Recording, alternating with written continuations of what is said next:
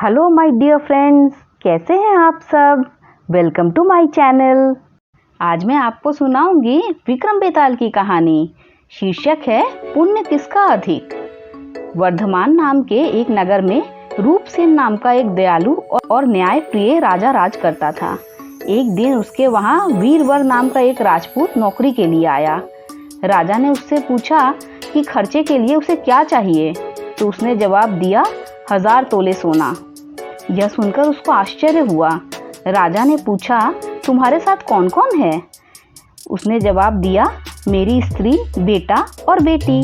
राजा को यह सुनकर अचंभा हुआ। आखिर 4 जने इतने धन का क्या करेंगे? फिर भी राजा ने सोचा जरूर कोई कारण होगा, इसीलिए उसने बात मान ली। उस दिन से वीरवर रोज 1000 तोले सोना भंडारी से लेकर अपने घर जाता।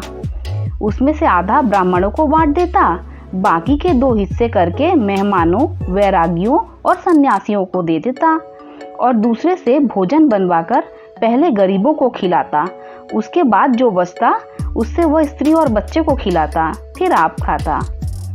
काम यह था कि शाम होते ही ढाल तलवार लेकर राजा के पलंग की चौकीदारी करता। राजा को जब कभी भी जरूरत पड़ती वह हाजिर रहता। एक दिन आधी रात के समय राजा को मरघट की ओर से किसी के रोने की आवाज आई। उसने वीरवर को पुकारा, वह तुरंत आ गया। राजा ने कहा, जाओ पता लगा कर आओ, इतनी रात गए कौन रो रहा है और क्यों रो रहा है। वीरवर तत्काल वहां से चल दिया।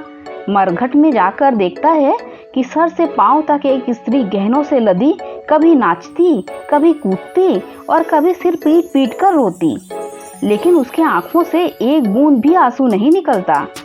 वीरवर ने पूछा, तुम कौन हो और क्यों रोती हो? उसने कहा, मैं राजलक्ष्मी हूँ।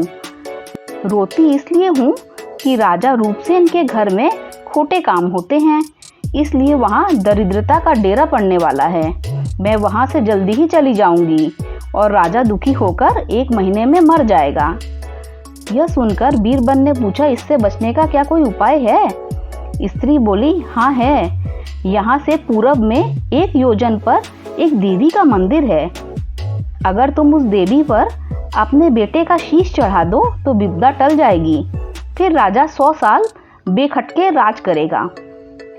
बीरबल घर आया और अपनी स्त्री को जगाकर सब हाल कहा। स्त्री ने बेटे को जगाया, बेटी भी जाग गई। जब बालक ने यह बात सुनी तो वह खुश हो गया। आप मेरा सिर काटकर जरूर चढ़ा दें। एक तो आपकी आज्ञा, दूसरे स्वामी का काम, तीसरे यह देवता पर चढ़े, इससे बढ़कर और क्या बात होगी? आप जल्दी करें। बीरबल ने अपनी स्त्री से कहा, अब तुम बताओ। स्त्री बोली, स्त्री का धर्म पति की सेवा करने में है। निदान 4 जने देवी के मंदिर गए। वीरवर ने हाथ जोड़कर कहा, हे देवी, मैं अपने बेटे की बलि देता हूँ, मेरे राजा को 100 बरस की उम्र हो। इतना कहकर उसने इतने जोर से खड़ांगा मारा कि लड़के का शीश धड़ से अलग हो गया।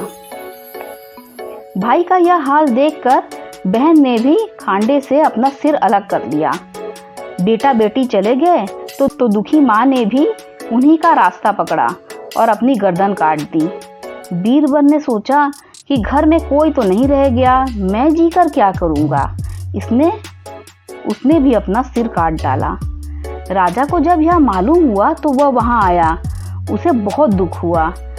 उसके लिए 4 प्राणियों की जान चली गई। वह सोचने लगा, ऐसा राज करने से धिक्कार है। यह सोच उसने तलवार उठा ली और जैसे ही अपना सिर काटने को हुआ तो देवी ने प्रकट होकर उसका हाथ पकड़ लिया। बोली, राजन, मैं तुम्हारे साहस से प्रसन्न हूँ।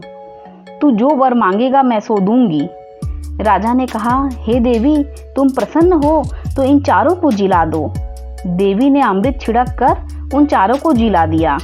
इतना कहकर बेताल बोला, विक्रम बताओ, सबसे ज्यादा पुण्य किसका हुआ? विक्रम बोला, राजा का। बेताल ने पूछा, क्यों? विक्रम ने कहा, इसलिए कि स्वामी के लिए चाकर का प्राण देना धर्म है, लेकिन चाकर के लिए राजा का राजपाट छोड़ देना, जान को तिनके के बराबर समझकर देने को तैयार हो जाना बहुत बड़ी बात है। यह सुनकर बेताल गायब हो गया और पैर पर लटक गया। विक्रम दौड़ा दौड़ा वहां पहुंचा, उसे फिर पकड़कर लाया। तब बेताल ने फिर एक कहानी सुनाई। अगर आपको ये कहानी अच्छी लगी हो तो लाइक कर दीजिए, मेरे चैनल को सब्सक्राइब कर दीजिए। Thanks for listening.